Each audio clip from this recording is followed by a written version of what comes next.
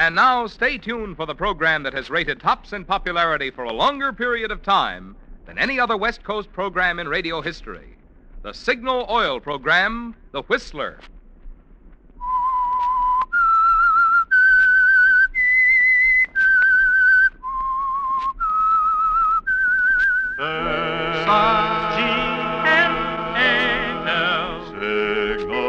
Signal gasoline. Signal, the famous Go Farther gasoline, invites you to sit back and enjoy another strange story by The Whistler. For extra driving pleasure, the signal to look for is the yellow and black circle sign that identifies signal service stations from Canada to Mexico. And for Sunday evening listening pleasure, the signal to listen for is this whistle that identifies the Signal Oil program, The Whistler.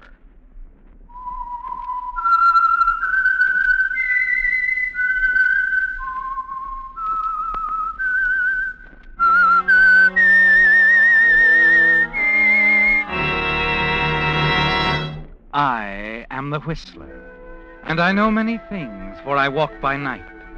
I know many strange tales, hidden in the hearts of men and women who have stepped into the shadows. Yes, I know the nameless terrors of which they dare not speak. And now the Whistler's strange story, Brotherly Hate.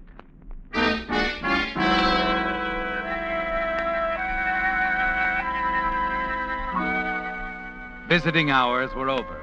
The Jeffrey Long Museum in San Francisco was quiet. And in the private office of the owner, Jeffrey sat at his desk, staring at the note in his hands, a note that was damp, almost wet with his own perspiration. The hands trembled, and there was a tight, nervous feeling in the pit of his stomach, symptoms of terror. It had all started 3 months ago when Jeffrey Long had received the first envelope while in Cairo.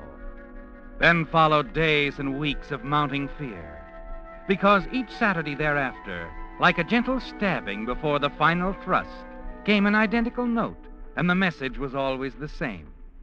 If you killed Estelle, you will die on the anniversary of her death. And now it's Saturday again. The feeling of terror grows stronger, doesn't it, Jeffrey? The beads of perspiration on your forehead colder. Yes, because it's Saturday, and tomorrow, Sunday the 17th, is the anniversary of Estelle's death. Yes? Mr. Burton is here, sir. Thank you, Miss Grant. Send him in. Come in, Burton. Come in. What's on your mind, Long? You know why I called you. Sit down. Want me to discover the lamp used by Ramesses IV? Oh, what I do for money. You're a private detective, aren't you? What about Estelle Blair's brother? Look, if you didn't kill the girl, why worry? For this brother, the one who's been sending me these letters, he's obviously a crackpot. He might do anything. Call the police. They'll give you protection. I tell you, he's got to be found. You've got to find him. I can't go around afraid of everyone I meet. Everyone from cab drivers to the caretakers here in my own building. Listen, when I walked in here nearly a year ago with a hunk of papyrus and an alabaster cup that belonged to King Tut, you hired me like that. Yes, certainly. Since then, I've been doing your dirty work. I've even swiped scarabs and jewel boxes for you all over the world. But murder's another thing, even for me. I want to know what I'm getting into, that's all. If you kill Estelle Blair, then I want to know about that. That clear? I've told you. Her death was an accident. And I'm telling you the result of my investigation. As far as I'm concerned, Estelle Blair never had a brother. Anytime you decide to give out with what really's got you scared, just dial my number. You can't walk out on me now, Burton. You can get another private eye. No, there isn't time. Like I said, when you're ready to tell me why you're so scared, just dial my number. But don't wait too long.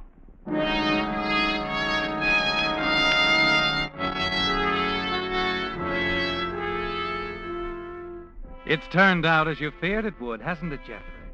Yes. Burton, the private detective, hasn't been able to find Estelle Blair's brother. And now there's only one thing to do. You know there's too much to lose if you were murdered. The resultant investigation would certainly reveal the ugly facts surrounding your former assistant's death.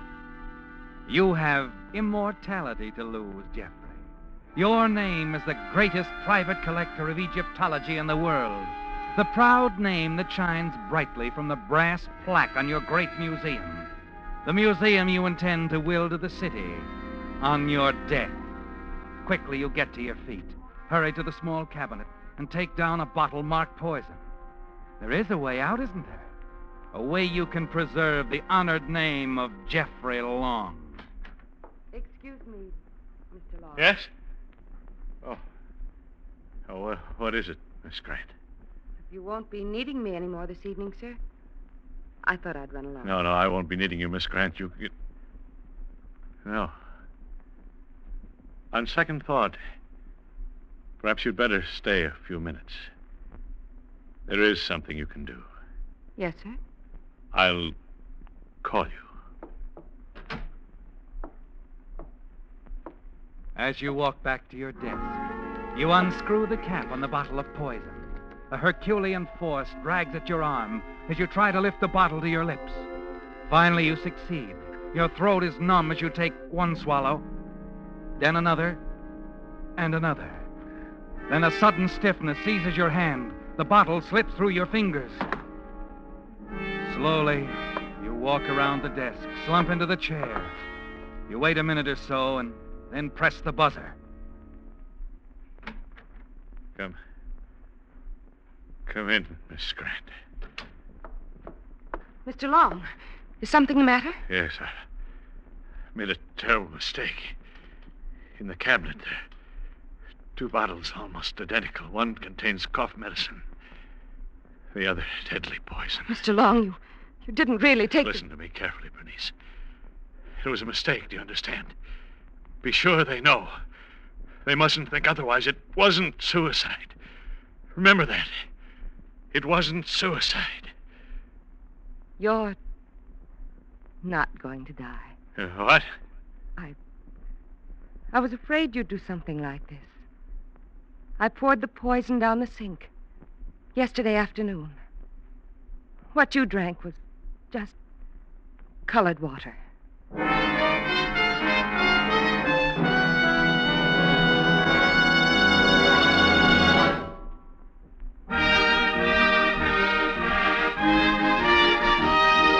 Ed Stevens of Long Beach, California, is the Whistler fan who receives a $20 Signal gasoline book this week as a token of our appreciation for sending in this limerick. There once was a driver named Abbott whose car took off like a rabbit. Signal Ethel, said he, is the fuel for me. From now on, I'll make it a habit.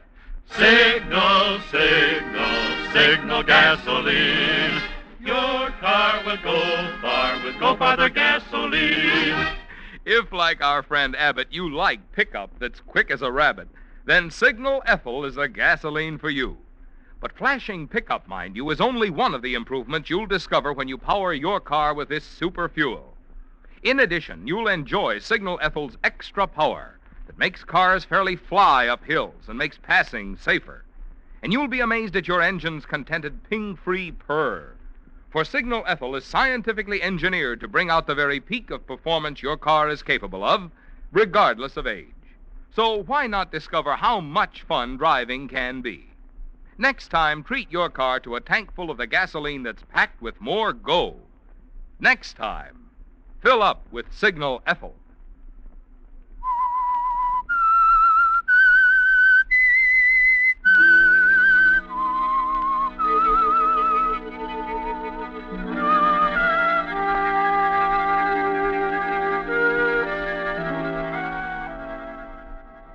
When you raised the bottle of poison to your lips, you thought it was the only way out, didn't you, Jeffrey? You would cheat Estelle Blair's brother, the man who had sworn to kill you, if you took your own life and make it appear as an accident.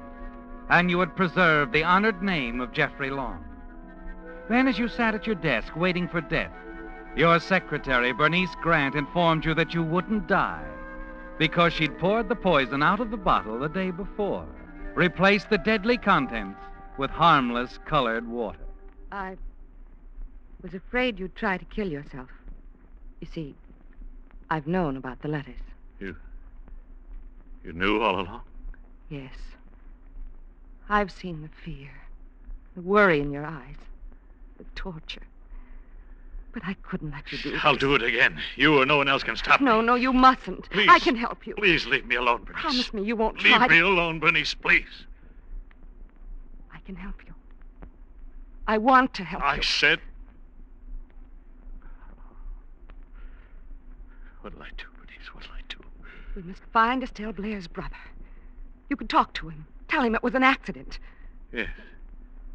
Yes, I could tell him how she slipped. Fell off the boat. I could show him I wasn't to blame. I'm sure I could find him. I know if you'll trust me. No, it's impossible. What if I told you I'd already located Estelle Blair's father? You what? Yes. I learned about him the other day. He's living in the old men's home in Santa Peralta. I know if I can talk to him. Oh, please, let me try. Well, You promise not to try again to take your life. are you sure you're not making all this up just... I tell you, I know I can find Estelle's brother. Now, promise me. All right. All right. Then go to the King Tut room in the basement. There's a telephone there and a couch. Stay there until I call you. I'll bring you some food later. Will you go? Yes, Bernice. If you say so.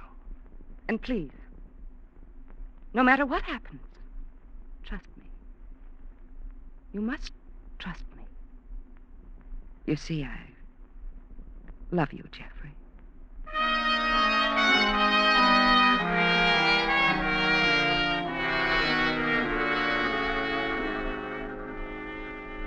Still numb with shock, you find your way down to the King Tut room, the large storage room filled with relics from the Valley of the Kings in Egypt. Without even taking off your tie, you lie down on the couch and drop into a deep sleep. You awake much later, and when you look at your watch, you see that it's Sunday morning, the morning of the day you expect to be killed. Your thoughts fasten on the tiny bit of hope Bernice gave you yesterday. You quickly reach for the phone.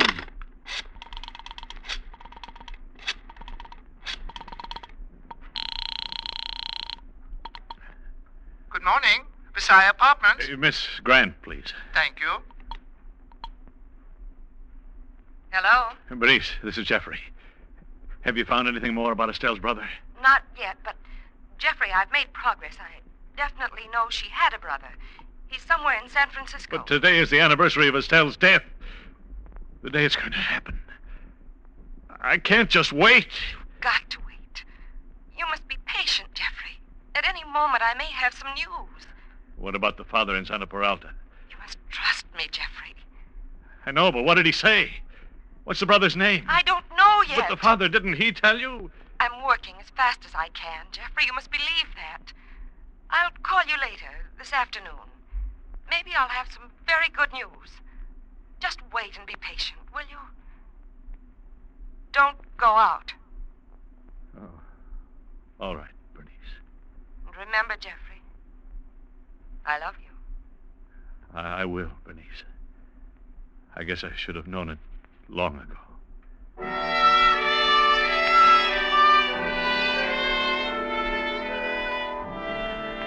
She convinces you to wait, doesn't she, Jeffrey? And you sit there quietly in the near darkness, trying to fight down your desire to run away and leave town. You're debating this when you hear footsteps from the direction of the stairs outside. You tense nervously, staring at the door. Someone is coming, Jeffrey, into this room. Someone who moves quietly and has a key. You want to run, but the door's the only way, and then... Good morning, Mr. Long. Carruthers, what are you doing here? Why, Grady, the regular caretaker, is on his vacation, sir. I'm relieving him this week. But this is Sunday. You're not supposed to be here on Sunday. Miss Grant instructed me that you were here, sir, doing some special work. She asked me to bring this breakfast tray. Oh. Oh, yes, of course. I didn't see it. Sorry, Carruthers. It's all right, sir. Anything else? No. No, nothing else. Thanks.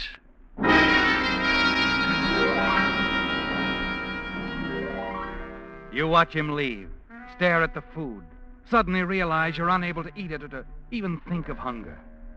Your nerves are getting the best of you, aren't they, Jeffrey? And you decide to take a chance and drive to Santa Peralta yourself at once. Talk to Estelle's father. You're sure you can make it and be back before Bernice calls you.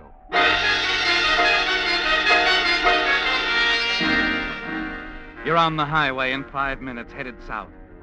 An odd feeling tells you that a car somewhere behind you has been making the very same turns and that it picked you up near the museum. But you try to put it out of your mind when no attempt is made to catch up with you. Hours later, pull up before an ancient stucco building bearing the sign, Santa Peralta Home for the Aged.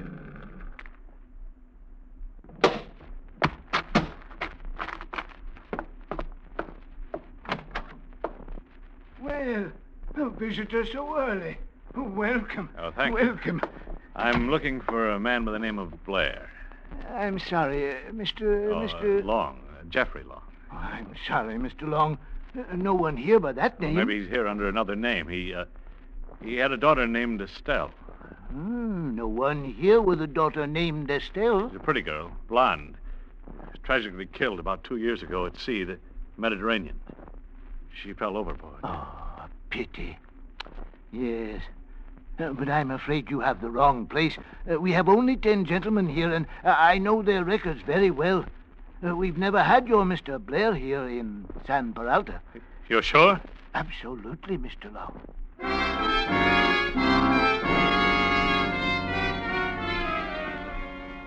Something has gone wrong, hasn't it, Jeffrey? Bernice told you Estelle's father was in the old men's home at Santa Peralta, but apparently she was lying. Suddenly you look around you, find that you're driving through the Marina district, not far from the little cottage Estelle used to share with her mother in the days when Estelle was your assistant at the museum. You turn left, then right, and you see the house. Hardly recognize it after all these years. You stop and get out of the car and walk toward a tall woman who is watering the lawn next door. Hello. It's a lovely day, isn't it? If you like 'em hot, this is going to be a scorcher. You live here long? 9 to 15 years. You're not a collector, are you? Oh, no. No, I'm neither a bill collector nor a process server.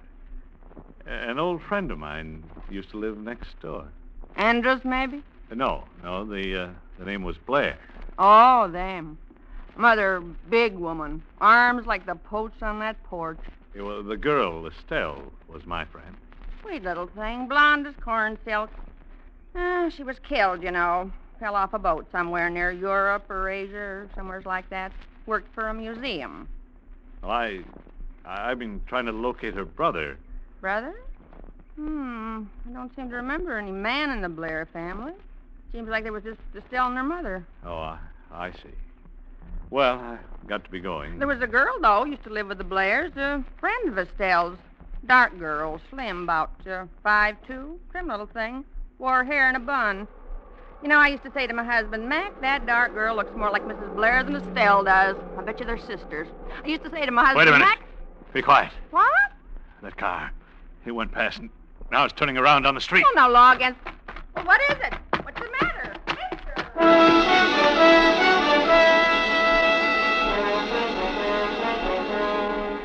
In your car, driving fast, you begin to pull away from the car in back of you.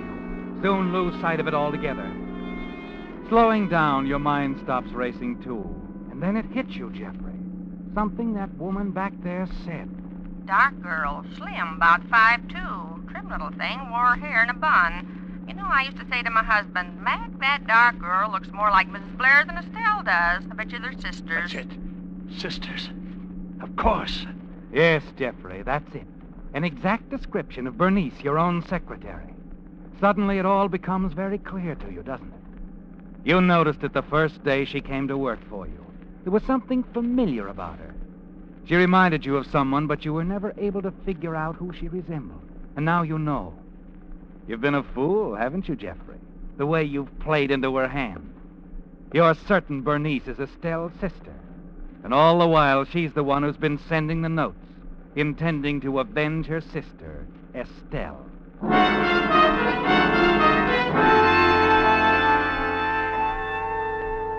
Back at the museum, you see no sign of the other car. But you're no longer worried about it, are you, Jeffrey? You're certain now that Bernice is your would-be assassin. You hurry inside and wait for her call. The hours drag by, and then... Hello? Jeffrey, darling, I'm calling from a payphone in a drugstore on Broadway. Someone is watching me, so don't ask any questions. Just do as I say. All right, Bernice. Jeffrey, I found the brother. He's going to try to kill you tonight, but he doesn't know where you are. But you... Be sure you keep all the lights out there in the basement. Oh, yes, of course. And don't call anyone. Don't tell anyone where you are. No, of course not. I'll meet you there in half an hour. Don't call anyone. You understand? Yes. Yes, I understand. Goodbye, Jeffrey. Darling. She's clever, isn't she, Jeffrey? She's maneuvered you on the very anniversary of Estelle's death into the basement of the museum where no one can hear a sound through the thick walls. But it's over for her now, isn't it? All over.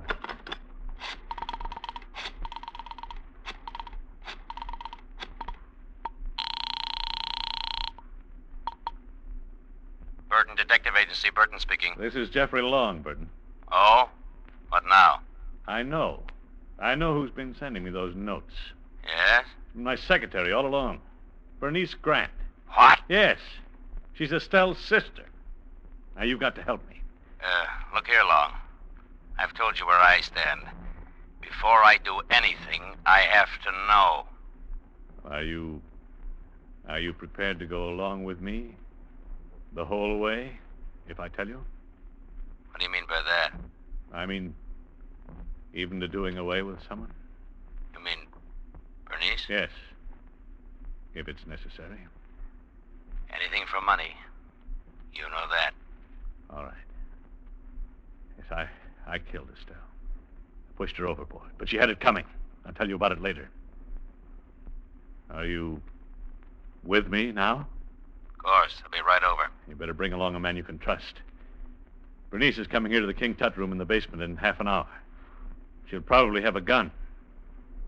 Can I depend on you? Don't worry about a thing. We'll meet you there. It seems ages as you sit there in the dark waiting. Then when the illuminated hands on your watch point to 8:30, you hear Bernice coming.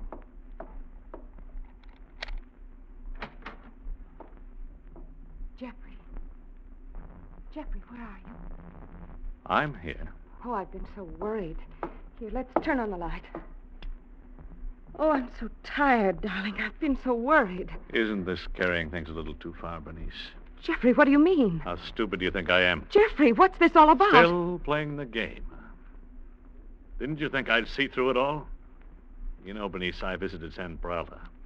And as you know, Estelle's father has never been there. I had to tell you something to keep you from doing away with yourself. It was all I could think of. Jeffrey, I've been working every minute, working for you. I asked you to trust me. Trust you? You've had me so worked up, I've suspected everybody I ran into. Even thought it might be Carruthers, the caretaker. And in the car, I imagined someone was following me. You didn't imagine it. You were being followed. What? I was afraid you might go out. I called in the police, begged them to put a man on you. Do you expect me to believe that? Here, give me that purse. Jeffrey!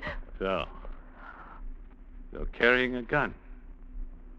For what, Bernice? Jeffrey, it's for your protection. I was afraid he might find you here.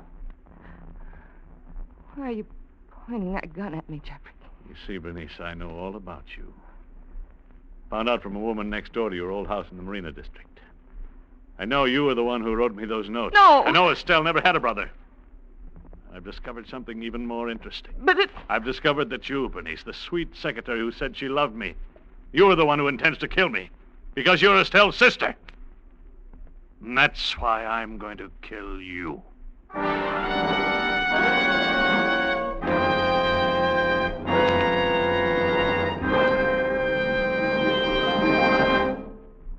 There are two ways to buy new tires. One way is to keep driving on smooth, unsafe treads until one day you're sailing down the highway, probably miles from nowhere, when all of a sudden, broom, broom, Broomp, you've got a flat. Your old tire is probably ruined before you can stop, so it's now worth nothing. All you can do is take whatever make of tire the nearest station carries at whatever price they're charging. Well, there must be a better way to get new tires. And there is. That way is to trade in those remaining unsafe miles to your Signal dealer now while he's giving today's biggest allowance. What's more, the new tires on which Signal dealers are giving this generous trade-in allowance are first-line Lee tires, famous over 47 years for long mileage. And today's Lees, made of cold rubber, toughened still further with patented Fill Black O, actually wear 30 to 40% longer than ever before. So from a dollars and cents standpoint, you just can't afford to keep on driving on threadbare old tires. Not now, while Signal service stations will trade them for new Lee tires at such surprisingly small cost.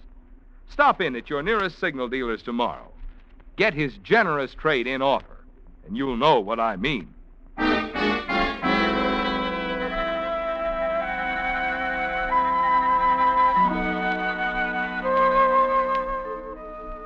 You watch Bernice standing against the wall, weeping. Everything is under control now, isn't it, Jeffrey? You're certain that you've outsmarted the girl you think is Estelle's sister. The girl you think wanted to kill you in vengeance for her sister's death. Now there's only one thing on your mind: to get out of the museum with Bernice and do away with her. You're tense, listening for the approaching footsteps, which you know will be Burton. Oh, thank heavens, Jeffrey. He's coming. The detective I've had following you. Yeah, I'm sorry, Bernice, you're wrong. That's someone I sent for. But I told you not to call anyone. I know you did. You wanted me all to yourself, didn't you? You're out of your mind. Long, you in there? Yes, in here, Burton. Burton. Dick Burton? Yes. Come on out, Long. Shall I bring Bernice? No, leave her there a while. Come on out alone. No, don't go, Jeffrey. I found out for sure It's this no morning. use, Bernice. I fell for your lies for a long time. Wait, please! Jeffrey, don't go! The police will be here soon. Dick Burton is Estelle's brother. Her brother!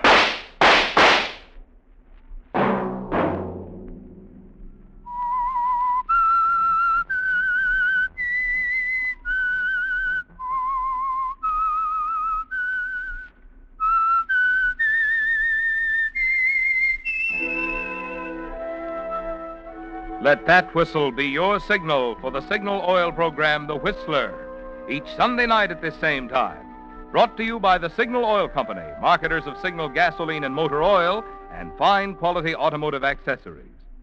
Remember, friends, if you'd like the fun of having your friends hear a limerick of yours read on The Whistler, the address to which to send it is Signal Oil Company, Los Angeles, California. Your limerick must be your own composition.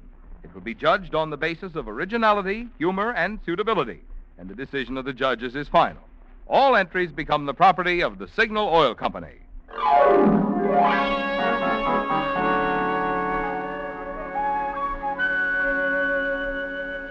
Featured in tonight's story were Willard Waterman, Virginia Gregg, and Wilms Herbert. The Whistler was produced and directed by George W. Allen, with story by Harrison Negley, music by Wilbur Hatch, and was transmitted to our troops overseas by the Armed Forces Radio Service. The Whistler is entirely fictional, and all characters portrayed on The Whistler are also fictional. Any similarity of names or resemblance to persons living or dead is purely coincidental. Remember, at this same time next Sunday, another strange tale by The Whistler.